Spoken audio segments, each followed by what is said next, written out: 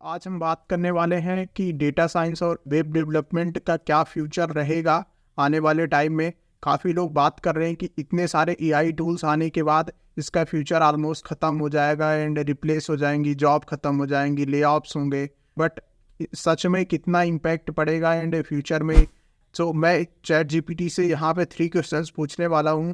पहला क्वेश्चन पूछा है चैट जीपीटी से मैंने यहाँ पे, so will data science and web development survive by 2030? क्या 2030 तक डेटा साइंस और वेब डेवलपमेंट सर्वाइव करेगा या एआई रिप्लेस कर देगा? इससे रिलेटेड यहाँ पे क्या बोल रहा है chat? Yes, data science and web development are likely to not only survive but also thrive by 2030। मतलब ये और एडवांस होगा 2030 में।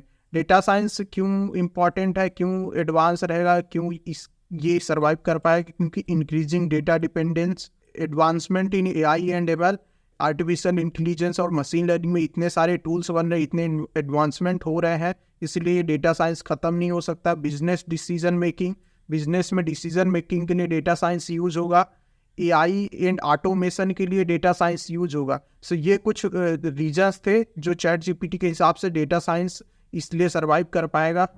यहीं पे अगर वेब डेवलपमेंट की बात करें तो इंक्रीजिंग ऑनलाइन प्रेजेंस हर चीज़ की बढ़ रही है, इसलिए वेब डेवलपमेंट ऐसे ख़त्म नहीं हो सकता। इवॉल्विंग वेब टेक्नोलॉजीज़, जो वेब टेक्नोलॉजीज़ है वो डे पर डे इवॉल्व होती जा रही हैं। वेबसाइट्स हो गए, ऐप्स हो गए, एंड्रॉयड ऐप्स हो गए, सारी की चीज़ें डे पर डे इवॉल्व हो रही हैं, इसलिए वेब डेवलपमेंट का भी ऐसे ख़त्म नहीं हो सकता। ई कॉमर्स ग्रोथ हो गई, वेब एप्लीकेशंस एंड सर्विसेज हो गए, ये सारी चीज़ें देखते हुए मैं भी बोल सकता हूँ गाइस कि वेब डेवलपमेंट और डेटा साइंस इतना आसानी से ख़त्म नहीं होगा, बट हाँ ये इवॉल्व होगा टाइम टू टाइम। अपना चैट जीपीटी से अगला क्वेश्चन है कि what will be change in data science and web development job roles by 2030? So 2030 तक डेटा साइंस और वेब डेवलपमेंट में कितना बदलाव आ जाएगा एंड क्या बदलाव आएगा, तो उसके बारे में जानते हैं।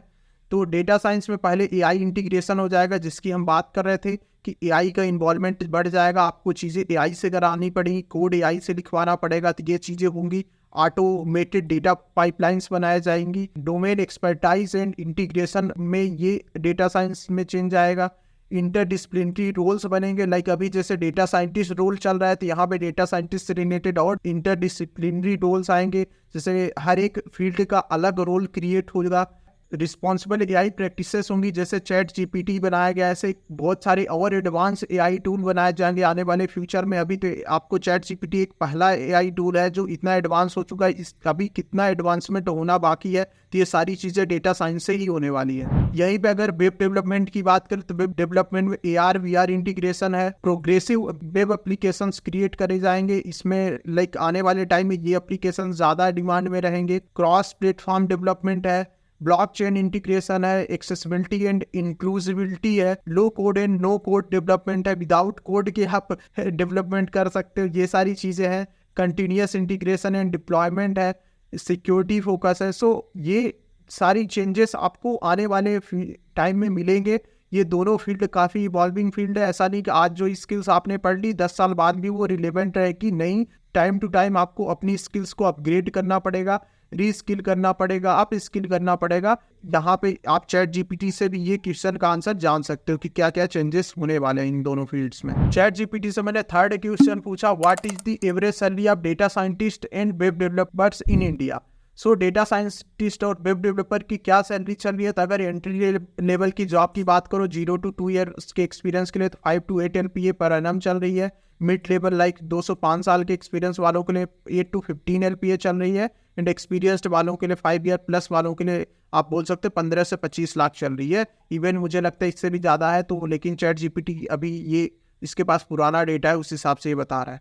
बाकी अगर वेब डेवलपर्स की बात करो तो यहाँ पे एंट्री लेवल 2 से 5 लाख में ही स्टार्ट हो जाता है। मिड लेवल आप 2 से 5 ईयर का देखोगे तो 5 to 10 LPA होता है, एंड एक्सपीरियंस्ड का 10 से 20 LPA होता है।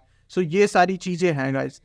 सो यही बात करना था इन दोनों वीडियोज़ में। अभी डेटा साइंटिस्ट और वेब डेवलपर्स का काफ़ी फ्यूचर बचा हुआ है, फ्यूचर ख़राब नहीं है। अगर कोई बात करता है कि अब एआई सब टेक ओवर कर लेगा, तो नो गाइस, अभी डेटा साइंस और वेब डेवलपमेंट में काफ़ी इवॉल्वमेंट बचा है एंड काफ़ी जॉब्स भी है इस फील्ड में। सो आप ऐसा नहीं सोच सकते कि जॉब्स खत्म होने वाली है। आने वाले टाइम में जब वो टाइम आएगा और देखोगे कि भाई यहाँ पे जॉब्स क्रिएट हो रही है, जॉब्स हैं, और आप अभी से नहीं सीखोगे तो फिर आपको वहाँ पे रिग्रेट होगा।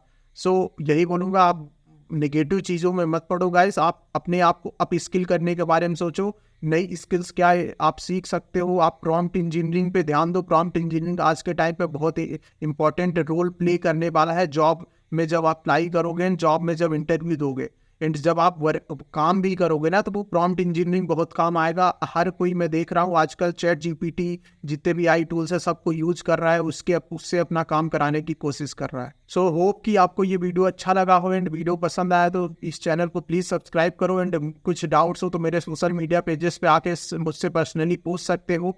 एंड अगर वीडियो अच्छा लगा तो वीडियो को लाइक कर लो, एंड अपने दोस्तों को भी शेयर कर देना। एंड